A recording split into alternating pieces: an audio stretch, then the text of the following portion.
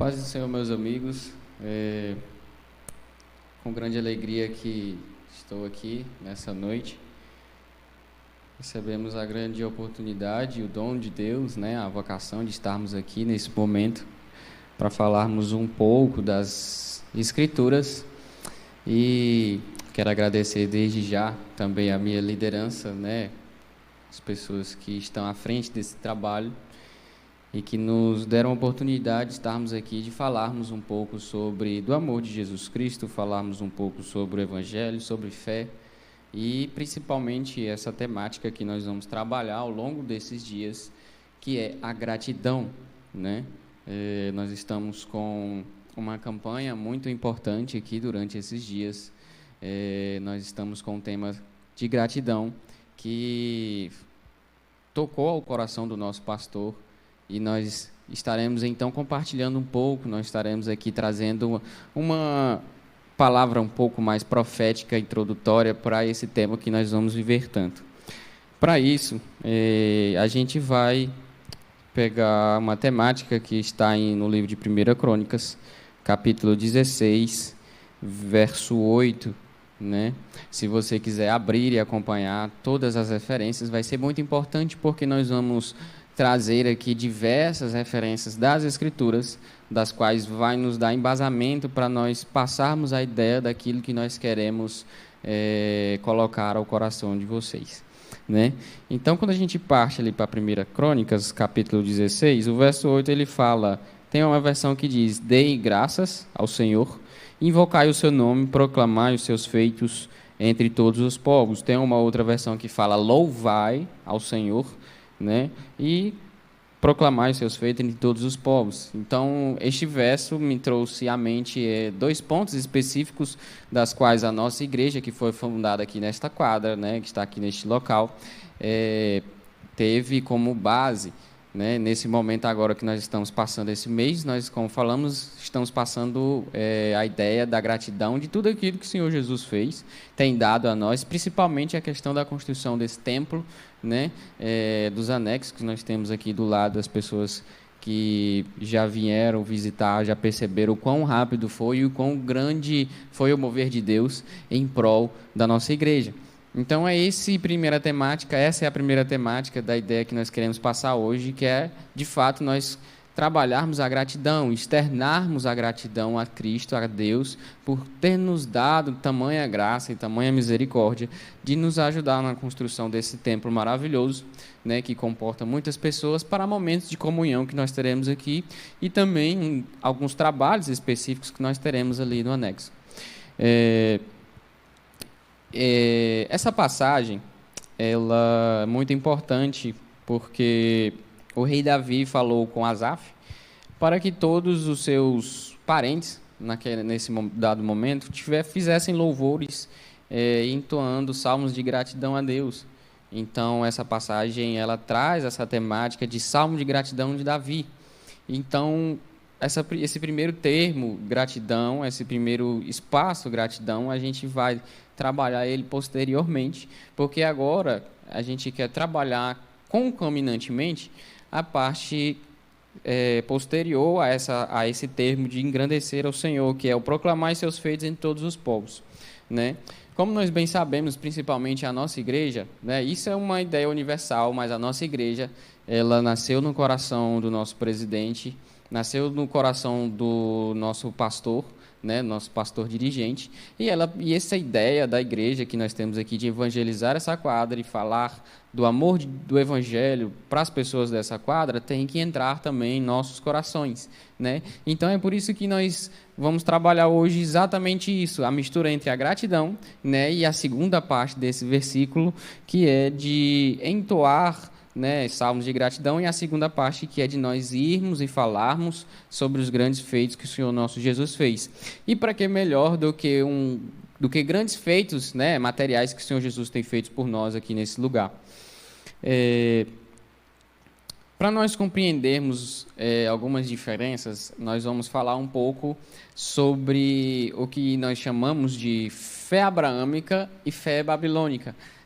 Para nós entendermos e no nosso coração estar dentro da essência de vida, que nós não podemos nos perder quanto aquilo que nós temos, quanto aquilo que nós construímos e quanto aquilo que nós somos.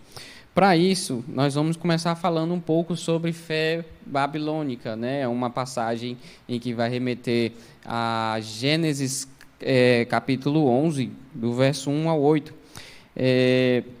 Nesse dado momento, como é bem sabido da maioria de todos, né, da maioria de todos os irmãos, que as pessoas naquele dado momento ali, eles estavam querendo construir uma edificação, querendo fazer uma torre, da qual eles queriam que essa torre chegasse até o céu para que eles pudessem tocar aos céus, né? E a passagem fala, inclusive, vinde, edifiquemos para nós uma cidade, né? E uma torre cujo tope e chegue até os céus, e tornemos celebres o nosso nome, para que não sejamos espalhados por toda a terra. Então desceu o Senhor para ver a cidade e a torre, que um dos filhos dos homens edificavam, e apenas o Senhor disse, eis que um povo que tem todas as línguas, as mesmas línguas, né, falam a mesma linguagem, mas haverá uma restrição, nós vamos destruir tudo e nós vamos separar, né, nós vamos colocar línguas diferentes entre eles, para que eles não consigam construir, né, para que eles não deem prosseguimento quanto a esse trabalho. Mas, de fato, essa confusão na questão da linguagem trouxe um aspecto muito interessante, um aspecto muito importante, porque depois disso, eles cessaram de edificar a cidade. Todavia, no aspecto cultural e histórico, se nós formos pesquisarmos até hoje, as torres ainda continuam sendo construídas, né, diversas torres, não com o mesmo intuito, mas a questão cultural e tradicional do local continuou construindo diversas torres e, segundo os historiadores, a construção dessas torres lá na região da Babilônia, ela era algo muito transcendental, né? Transcendeu vários anos e toda a arquitetura e toda a engenharia continuou, né? E tem diversas torres que ainda continuam de pé até hoje. Mas para nós, o interessante não é a aplicação literal dessa situação, mas também uma aplicação prática para nós nos dias de hoje. Eles estavam edificando uma cidade e uma torre, como nós falamos aqui agora há pouco, como está escrito. E com isso, eles começaram a produzir o que a gente chama de fé babilônica. Como assim fé babilônica? É uma fé que trata mais do desempenho, que trata de resultados, daquilo que eu, como homem, consigo construir. Ou seja, é uma fé que quer chegar a Deus, que quer chegar a tocar a Deus com construções meramente humanas, a partir do meu próprio desempenho, a partir de estímulos que são meus, né? E como nós bem sabemos, nós não podemos chegar a Deus dessa forma. Como nós bem sabemos, não há como chegar à presença do Pai com estímulos e com vontades daquilo que são nossos, mas sim através do Espírito, né? Nós temos o intercessor, o Espírito Santo e Jesus Cristo, que é o caminho, e nós só chegaremos ao Pai através dele, né? Inclusive Romanos 8 fala sobre isso, né? Romanos 8, 26 fala também: o Espírito semelhantemente nos assiste em nossa fraqueza, porque não sabemos orar como convém, mas o mesmo Espírito intercede por nós sobremaneira com gemidos inexprimíveis. Então daí nós temos já uma fundamentação para entendermos que nós não conseguiríamos tocar ou chegar ao céu ou apresentar súplicas se o Espírito Santo não interceder por nós, né? Toda vez que a gente quer colocar esses tipos de estímulos, né, próprios, os estímulos do meu eu à frente, a gente acaba criando o que a gente pode denominar de religião, né? A religiosidade vazia, a religiosidade vã, né? Ela acaba entrando no meio e isso faz com que nós não alcancemos a fé verdadeira e nem alcancemos a Cristo, né? Então nós temos que ter o cuidado de saber que não é por nós, não é sobre a nossa capacidade, mas sim daquilo que Cristo já fez, né? E do caminho que Ele é nas nossas vidas, né? Como a gente bem sabe, né, os sacerdotes eles tinham um trabalho, uma aplicação também muito importante para nós entendermos mais sobre isso. Os sacerdotes eles tinham cuidado de manter o fogo aceso, né? O candelabro e o altar eles não podiam ter o fogo apagado, então eles tinham sempre cuidado de manter esse fogo aceso, até porque ela tem uma representação muito grande. E para nós, essa questão de manter o fogo aceso é porque, em dado momento, para manter o fogo aceso, era necessário retirar as cinzas daquilo que já foi queimado, né? Então, o sacerdote recolhia a cinza com todo cuidado, né? E ele retirava a lenha que já tinha queimado, e a gente tem que parar e analisar e aprender com isso. Uma aplicação muito importante que nós temos que fazer com isso é a geração que cuida da cinza e da lenha, daquilo que já foi queimado, daquilo que já foi deixado para trás. Como nós bem sabemos, né, existe no nosso meio uma crença muito grande na questão do avivamento, né? Queimar no fogo do Espírito pelo avivamento. Então, nós temos que olhar atrás para pessoas que já queimaram nessa cinza, já queimaram nessa lenha, aprendermos com ele, aprendermos com pessoas que já viveram a obra missionária, as pessoas que já viveram o avivamento, né? Irmãos que tiveram grandes lutas e principalmente irmãos que nós temos nas Escrituras, né? São os principais que nós devemos olhar, pessoas que viveram a vida missionária de levar o Evangelho, de levar o ID, e viveram isso de forma que perderam a sua vida, mas ganharam a vida eterna, né? Então, já é uma direção contrária ao pessoal que vivia na região da Babilônia, né? Já é contrário à fé babilônica, porque a fé babilônica eles queriam construir tudo, queriam construir uma cidade, queriam construir uma torre para eles, e não queriam se espalhar, né? Isso vai de encontro com o Evangelho, isso bate de frente com o Evangelho, que é o quê? É espalhar, é o ide, fazer, enviar a mensagem de Cristo por todo o mundo. Fazer discípulos é uma grande mensagem que nós temos que entregar para as pessoas, né? Nós temos que também observar erros que esse pessoal da Babilônia cometia, né? Eles queriam ter o seu próprio nome célebre, construir para eles uma cidade, né? Que, como nós falamos, é o contraponto do Evangelho, né? Deus ordena que a gente vá para todo mundo e pregue o Evangelho a toda criatura. E como foi falado e como está escrito em Gênesis 11, capítulo 8, eles cessaram de construir a cidade, né? Mas as torres elas continuaram sendo edificadas, e nós temos que aplicar isso de forma prática para nós hoje, porque às vezes nós introduzimos em nós mesmos essa fé babilônica, e nós temos que vigiar para que esse tipo de coisa não aconteça, né?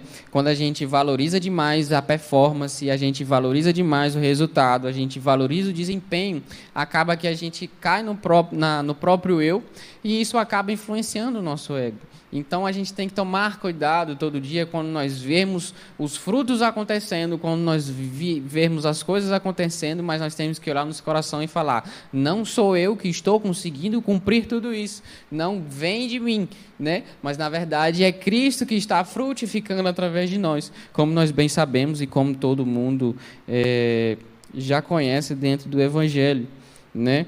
Então, para que a gente consiga ter ideia disso, de que não somos nós que estamos cumprindo tamanhas coisas, nós precisamos olhar para tudo que está acontecendo ao nosso redor e contemplar quão glorioso é o nosso Senhor Jesus, quão glorioso é o nosso Deus. E para isso a gente vai lá em Salmos 27, capítulo 4, que ele fala assim: uma coisa pedi ao Senhor e buscarei, para que eu possa morar na casa do Senhor todos os dias da minha vida, para contemplar a formosura do Senhor e aprender no seu templo. Ou seja, nós temos que contemplar primeiro, nós temos que vivenciar a formosura do Senhor primeiro, contemplar tudo aquilo que Ele faz e fez por nós, para que nós possamos aprender mais sobre as Escrituras, aprender sobre o seu caráter, aprender sobre a fé que nós temos que ter verdadeiramente nele, né? Então, aquele que contempla, ele proclama, né? Aquele que contempla a formosura do Senhor, ele vai proclamar essa formosura para outras pessoas, né? O pastor Luiz Hermínio, inclusive, fala, né? Quem não contempla, não proclama, ele só reclama, né? Então, aqueles que não conseguem contemplar a formosura do Senhor em diversos aspectos, ele acaba que não consegue encontrar a essência, né, de se encontrar em meio a uma comunhão entre pessoas ou de se encontrar em meio à proclamação do Evangelho. Então, nós precisamos ter ciência disso, né? Geralmente, quando as pessoas vêm tratar desse assunto, traz um ponto muito específico, né? Aquele que não vivencia, ele não consegue, de fato, externalizar aquilo que é verdadeiro. Às vezes, ele tem informação, às vezes a gente cai num problema, né? Para nós que principalmente estudamos as Escrituras a fundo, é de que, às vezes, nós caímos no engano de porque eu tenho conhecimento, então eu estou vivendo, eu estou vivenciando, então eu estou contemplando essa formosura, e nem sempre é desse jeito. Então a gente tem que parar e analisar e buscar contemplar a formosura do Senhor, justamente para nós não cairmos nisso, para a gente não cair, né, numa transmissão de informações, porque ela é meramente vazia. Nós precisamos ser cheios primeiro para nós podermos falarmos e proclamarmos tudo aquilo que o Senhor Jesus tem feito sobre nós, né? Então a gente conseguiu compreender mais ou menos o que se trata da fé abraâmica, né? Ela é uma fé que ela é voltada simplesmente ao ego, né? Eles olham muito para si, então eles pensam, construímos nós uma cidade, uma torre, não vamos nos espalhar, vamos manter aqui, nós queremos chegar a Deus, tocar aos céus e etc. E nós vamos agora compreender a questão da fé abraâmica, que é um apontamento muito importante para nós que estamos vivendo aqui nesse determinado momento, né? A fé abraâmica ela está determinada e ela está firmada na dependência de Deus, né? Vamos para Gênesis 12, porque é uma referência muito importante para nós entendermos isso. Nós vamos ver alguns detalhes em Gênesis 12 sobre essa questão de dependência, porque nós vamos falar de Abraão, claro, né? A fé abraâmica, inclusive, é o segundo ponto dessa mensagem que nós precisamos compreender, né? Tudo começa quando o Senhor veio a Abraão e ordenou: sai da tua terra, da tua parentela, da casa de teu pai, e te dirige à terra que eu te indicarei, né? Isso acontece e o Senhor vem a Abraão e dá essa ordem, e ele de pronto partiu, né? E como o Senhor orientou, e ele foi em busca dessa terra que Deus indicaria para ele nesse momento. E Abraão passou diversas experiências com Deus, com certeza, como todo mundo já sabe, como todo mundo já tem ideia, ele viveu diversas coisas. Mas nós vamos aprofundar em 4 pontos, né? Eu vou trazer de forma até muito superficial ou simbólica, para que a gente possa compreender a diferença depois entre uma fé babilônica e uma fé abraâmica, né? O Abraão é o pai da fé porque ele tem base da fé para o cristianismo. Existe uma afirmação que diz que o cristianismo ele não começa em Mateus, mas ele começa em Abraão, porque o Abraão foi o primeiro que teve a revelação do Evangelho e da Trindade em ação, né?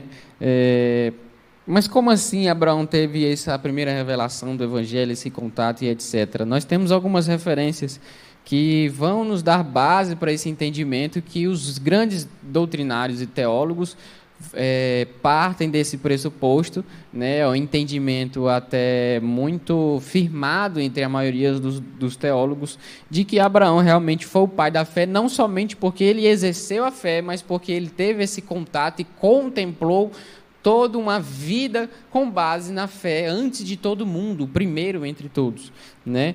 E Gálatas 3, verso 8, está escrito assim, se você ler na sua Bíblia, a versão pode estar um pouco diferente, mas a minha diz assim: ora, tendo a Escritura previsto que Deus havia de justificar pela fé os gentios, anunciou primeiro o Evangelho a Abraão, dizendo: todas as nações serão benditas em ti.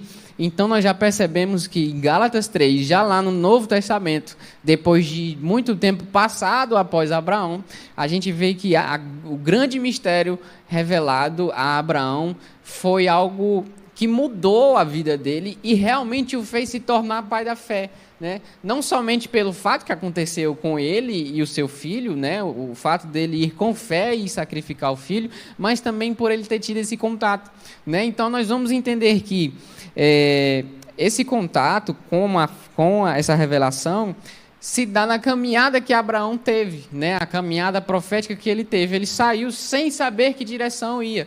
E olha para nós nos dias de hoje. Nós temos uma direção para ir. Nós temos por onde começarmos, né? Abraão, que não tinha acesso às Escrituras como nós temos hoje, ele foi e confiou no Cristo e dependeu de Deus em todo momento, né? A dependência é um ponto muito importante para nós entendermos isso, assim como nós falamos no começo, né?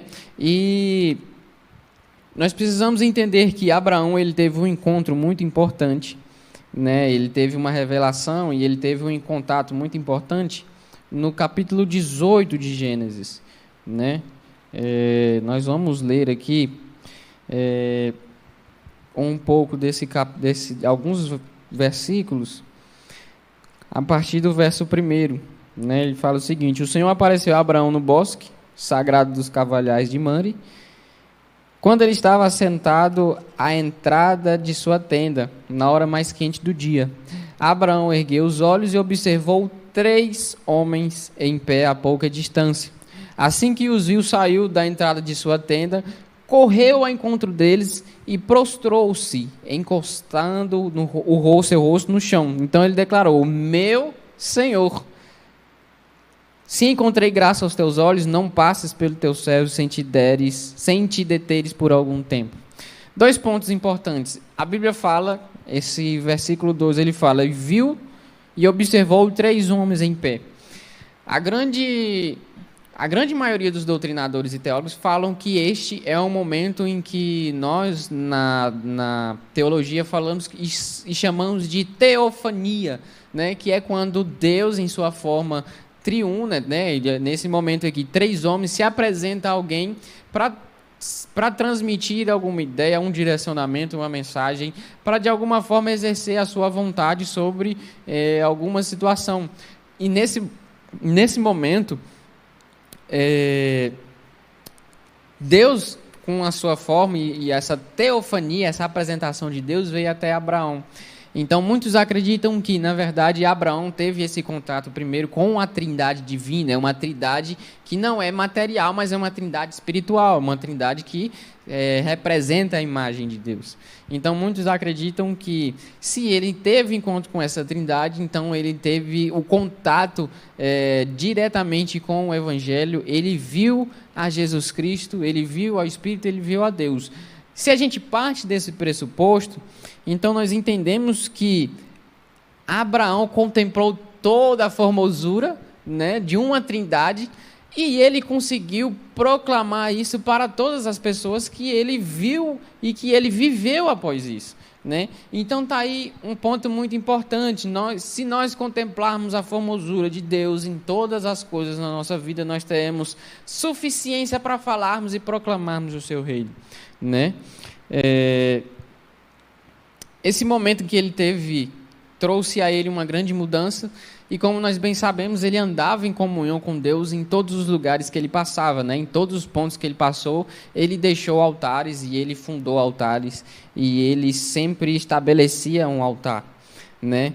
E quando a gente começa a observar esses detalhes, a gente começa a entender o sentido profético que nós temos que aplicar para nós hoje, né? Abraão viveu em diversos pontos, em diversos lugares, habitou em tendas, e ele não habitou num lugar fixo, num lugar só, né? E ele viveu isso porque ele tinha uma promessa que ele recebeu de Deus, e nós vamos falar sobre ela no final, porque essa promessa é o ponto final, é um ponto-chave para nós entendermos por que nós temos que ser como Abraão, não ficarmos presos à tenda, não ficarmos presos fixos, mas engrandecer o nome do Senhor, agradecê-lo e falar para as pessoas ao nosso redor dos seus grandes feitos, né? João 8,56 vai trazer uma revelação muito grande para nós, e nós vamos ler aqui agora, porque lá em João 8 está escrito o seguinte, nós vamos ler, porque é um verso que vai dar base para uma afirmação muito importante que às vezes a gente não conhece. João 8, versos 50, deixa eu ver, 55 e 56, né? Esse dado momento, os judeus estavam tentando confrontar a Cristo, né, tentando confrontar a Jesus, e ele de pronto deu uma resposta a eles, porque eles estavam usando principalmente os feitos e a figura de Abraão para tentar confrontar a Cristo, e ele falou o seguinte, né? Todavia não tendes conhecido, mas eu conheço, e se eu disser que não conheço, eu serei o mentiroso, assim como vós. No entanto, eu verdadeiramente o conheço e obedeço a sua palavra. Vosso pai Abraão muito se alegrou, pois Abraão viu o meu dia, ele viu e ficou feliz, né? A minha versão fala, pois Abraão viu o meu dia e ele viu e ficou feliz, né? E então logo após isso os judeus fizeram a pergunta para ele, tu não tens ainda mais de 50 anos e viste Abraão?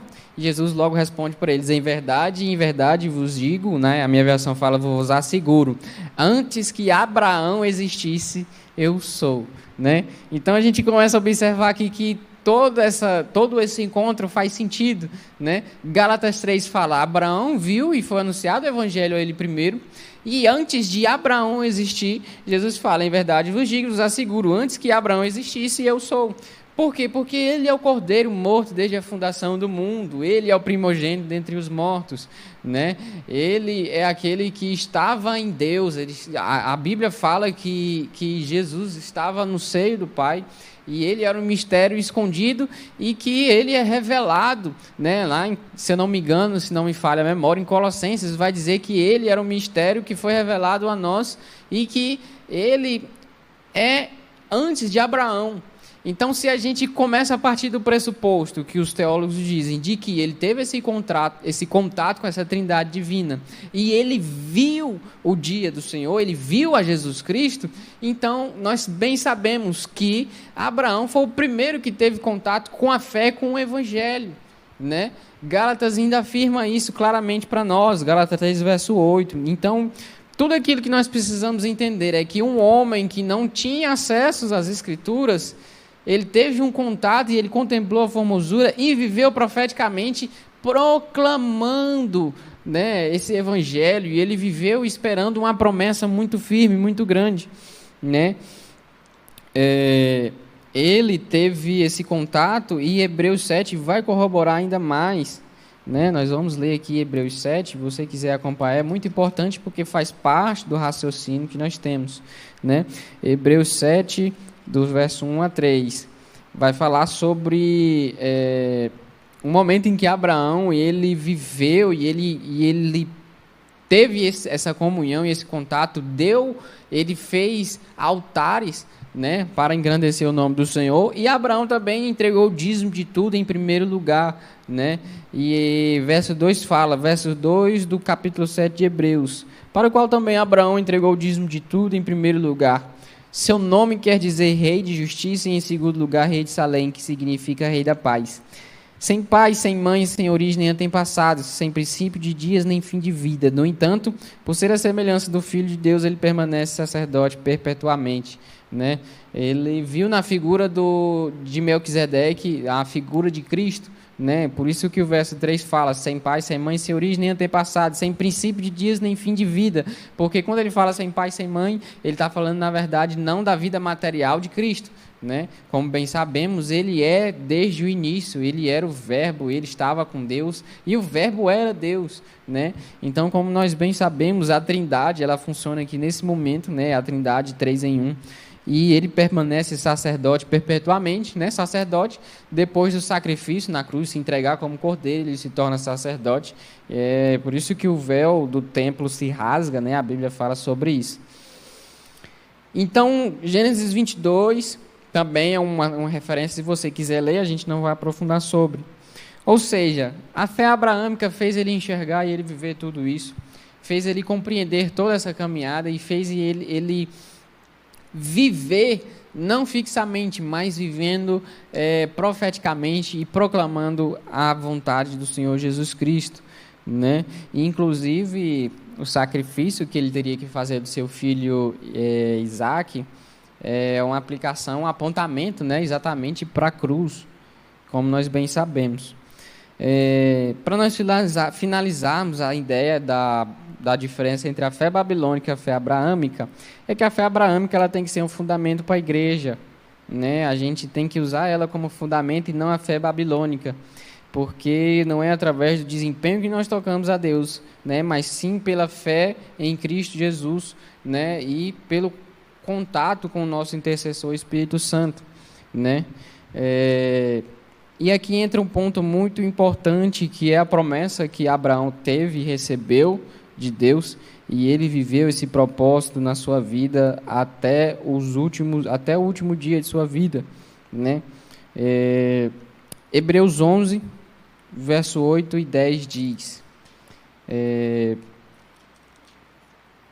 pela fé Abraão, quando convocado, obedeceu e dirigiu-se a um lugar no futuro e receberia como herança, embora não soubesse para onde estava sendo dirigido. Mediante a fé, peregrinou na terra prometida como se fosse terra estrangeira, habitando em tendas, como Isaque e Jacó, herdeiros com ele da mesma promessa. Porquanto aguardava alcançar a cidade que tem alicerces magníficos, da qual Deus é o arquiteto e edificador.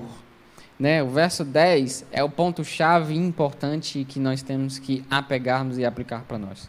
Agora, este é o momento em que a gente tem que parar e analisar e comparar a diferença entre as duas fés, e observar que a fé de Abraão fez ele andar e habitar em tendas, como a minha versão fala, habitando em tendas, ou seja, não foi uma tenda só, mas ele habitou em diversas tendas, porque ele sabia que Deus iria mostrar a cidade que ele iria edificar, e Abraão viveu até o seu último dia esperando essa cidade ser edificada.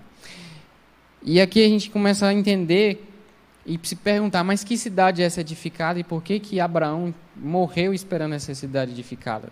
Porque, na verdade, essa cidade edificada por Deus, o qual que ele é o arquiteto e tem alicerces magníficos, é, na verdade, a cidade celestial da qual nós iremos morar, Nova Jerusalém. Então, este é o ponto-chave muito importante que nós temos que entender e aprender. É de que nós precisamos falar das benfeitorias do Senhor Jesus, porque Ele vai trazer essa cidade edificada até nós. Ou seja, nós não precisamos e nós não temos que ser como os babilônicos, que eles queriam tocar ao céu, mas a própria oração do Pai Nosso fala: e que venha o teu reino, seja feita a tua vontade, assim na terra como no céu. Ou seja, não se trata daquilo que nós podemos alcançar e tentar tocar aos céus, mas o reino de Deus, a cidade vem de Deus, vem de lá de cima, ou seja, venha a nós o teu reino.